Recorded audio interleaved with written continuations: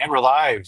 How's it going, everyone? Craig here. So it's been a while since I uh, posted or recorded or live streamed to this channel. Welcome back to the Resourceful Catholic Man. It is, well, there's been a lot going on in my life in the last months, professionally, family. It's been busy. I've had some um, health not necessarily challenges, but I've had to have some health things taken care of. I've had a couple of surgeries, and so it's just been um, hard for me to find and make time for this. But this is a channel that is, to me, is a cause that's really important, and something that I've been reflecting on a lot, and have um, sort of decided that I need to make a renewed effort to um, accomplish what I hope this channel can accomplish. So this channel is one of multiple channels I have. Actually, this is my third live stream today, in part because I'm by myself. I'm on the road, which is why I don't have my camera on. I'm just I'm sitting on the interstate, and I wanted to talk about some things that have been on my mind that I haven't been able to make time to do. So I'm going to do that now. So I apologize in advance if the quality of the audio and stuff isn't as good as it normally is, and if I break up at all, I apologize. But I think you'll get the gist of what I want to talk about here today. So, what is the Resourceful Catholic Man, and why do we need another podcast, if you will, or YouTube channel?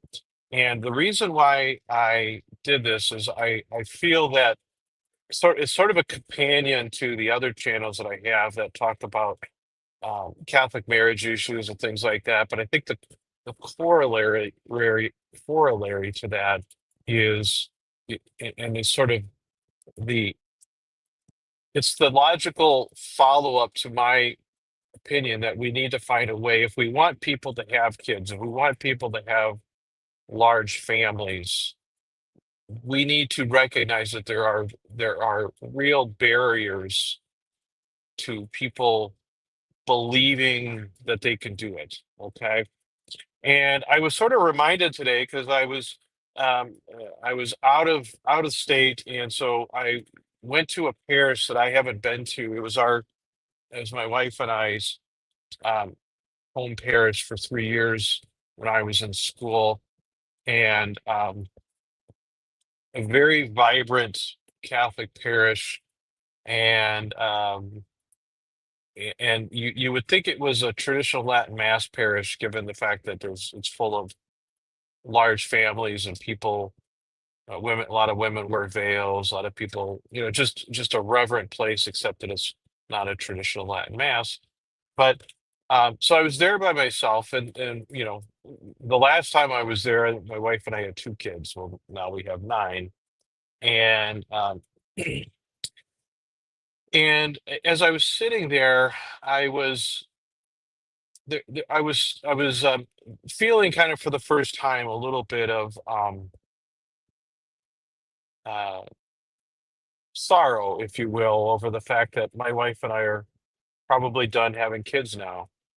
We're not completely close to the possibility of having more, but if it happens, it's going to be more of a uh, God's will, and have a surprise or something like that, and we're always open to that, but we're certainly not actively trying to have more kids, and we're actively using NFP to probably be done, barring some significant change in our circumstances, which is primarily just our age at this point. I'm getting closer to 50, and um, but one of the reasons, probably the primary reason, my wife and I are not really um, planning to have, let's say, number 10, is we're kind of maxed out in our current home, which is, I mean, it's it's been maxed out for a while. I mean, we have a four-bedroom, two-bath house with, I don't know if we had when our oldest was still at home, we had I guess 8 kids at home. But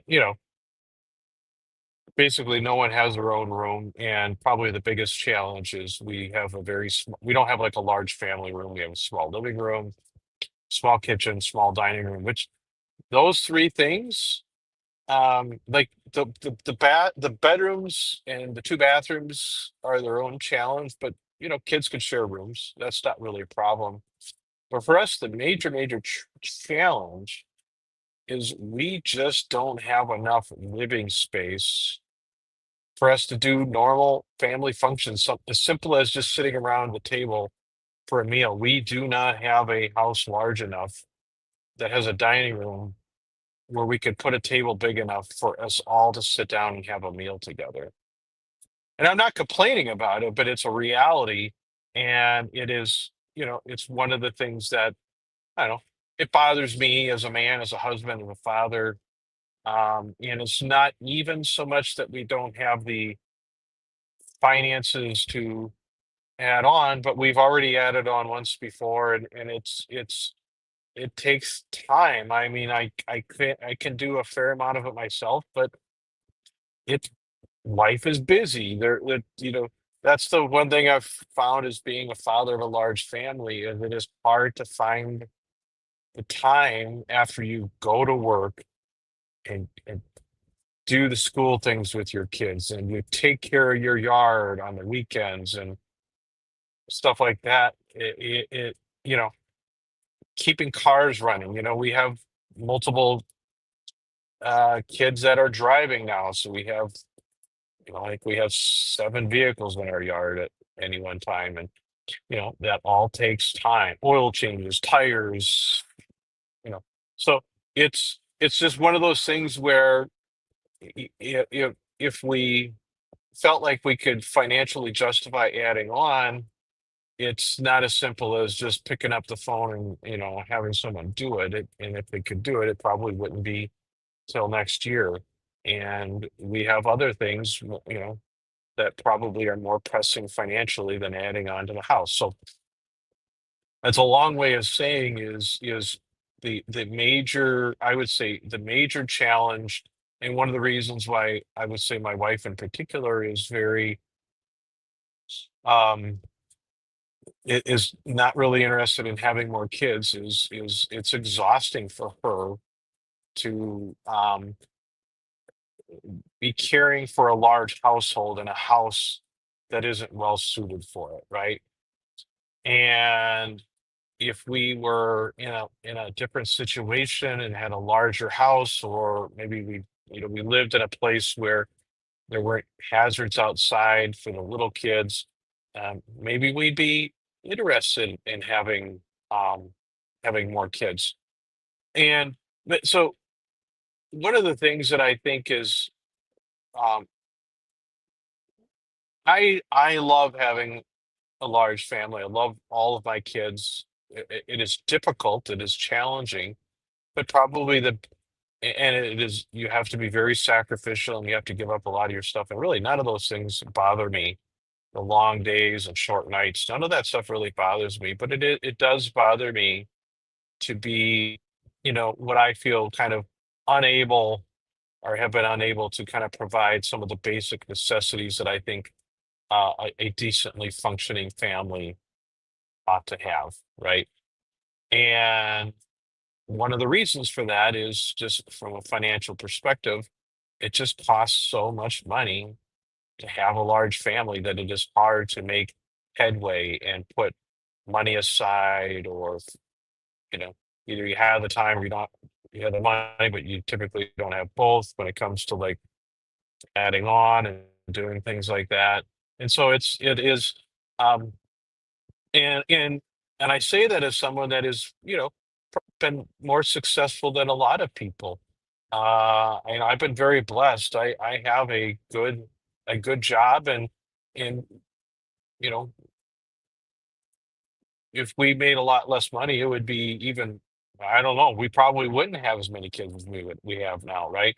But it is but for someone that, let's say, just has a let's say a middle of the road, middle class job and salary and stuff like that, it would be, then depending where you live, it would be very, very difficult to provide what I would say is even a basic, modest living, especially if, let's say, mom is staying at home and things like that.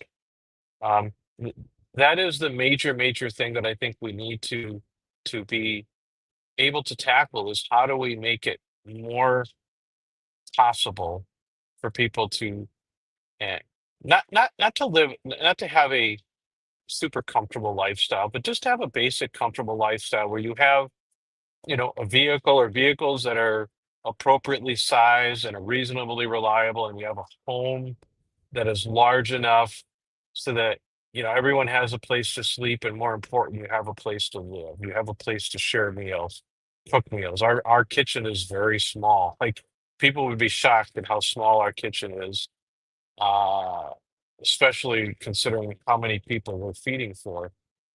And again, I'm not whining about it, I'm not complaining about it. It's just a reality, right?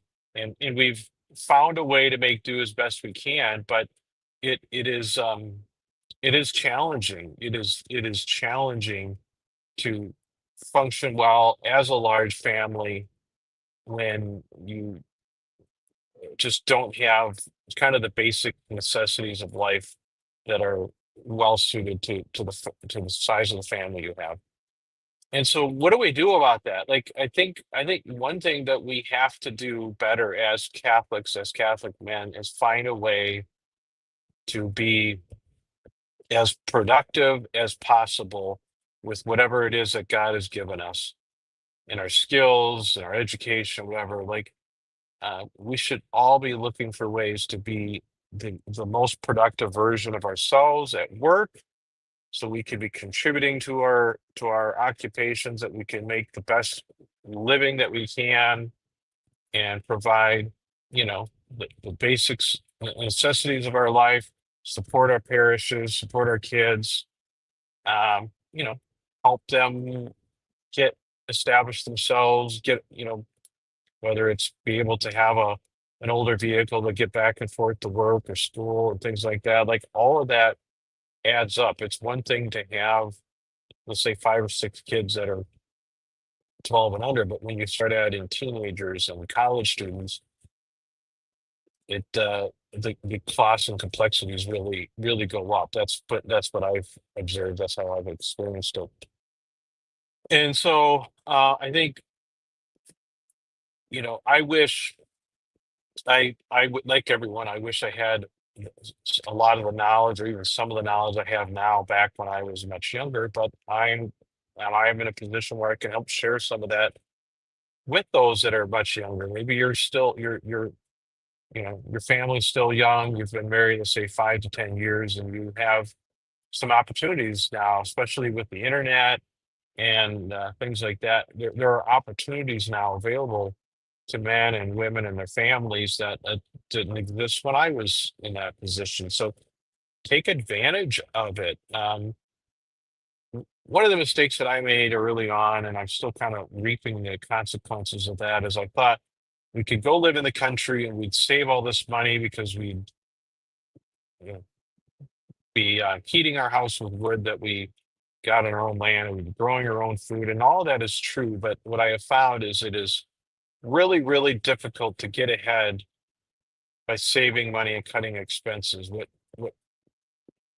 you want to be frugal, but it's actually more important to make more money. I think it's much easier to make yourself comfortable by making more money than it is by cutting expenses, because as your family grows, as the world becomes more expensive, there's just less and less that you can control and cut, unless you just want to live an extremely austere life, right?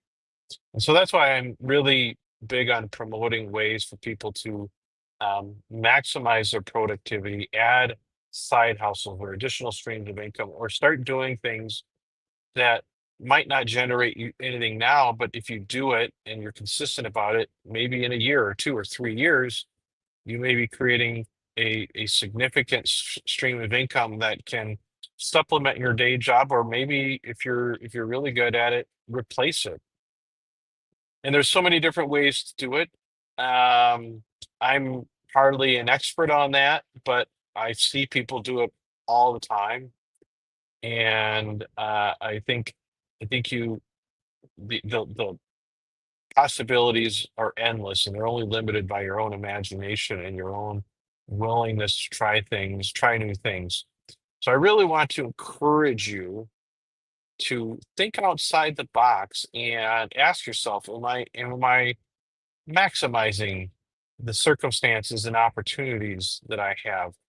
Am I in a job or in a career or in a field that is going to provide not just short-term um, finances for my family, but long-term? And should I be considering adding another source of revenue, or should I switch jobs entirely, even if it means making less now?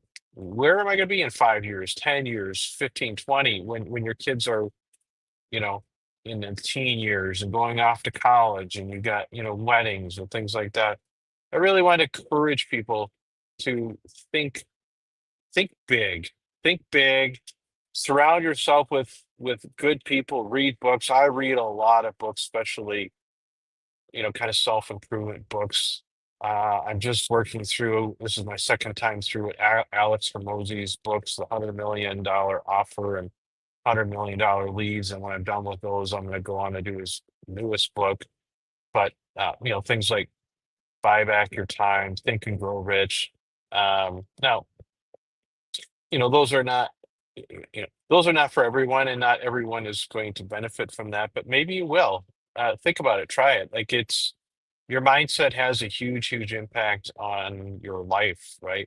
And what you believe is going to happen or likely to happen, good, bad, or otherwise, can have a significant impact on that. I really want to encourage you to be thinking uh, long term, think, and not even super long term, but 5 years from now instead of like 5 days from now or even 5 months from now. Think ahead and ask yourself, is there more I could be doing? Is there a lot more I could be doing? And give that some thought. And if you think about that, leave a comment or reach out to me. I don't claim to have the answers, all the answers, or many of the answers, but I certainly have, I think, an awareness of the possibilities and options that are available. Of maybe a little more flexibility to try different things than I currently have. And so I'll continue to share my journey with you and try to bring valuable content and resources to you. And I certainly encourage you, if you find value here, to leave a comment and subscribe.